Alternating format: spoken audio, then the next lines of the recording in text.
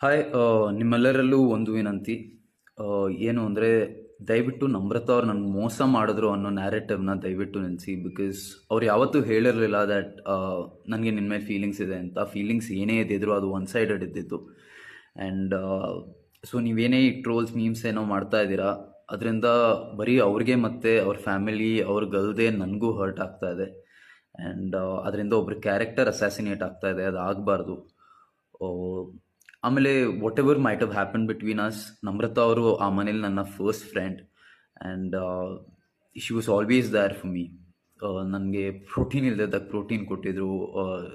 ನನಗೆ ಊಟ ಕಮ್ಮಿ ಆದಾಗ ಅವರು ಊಟ ನನಗೆ ಕೊಟ್ಟಿದ್ರು. So all that doesn't change.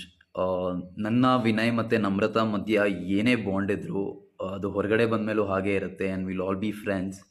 So please ಇದು ಒಂದನ್ನು ದಯವಿಟ್ಟು ನಿಲ್ಲಿಸಿ. ಇದು ನನ್ನ ಕಡೆಯಿಂದ ಒಂದು ರಿಕ್ವೆಸ್ಟ್.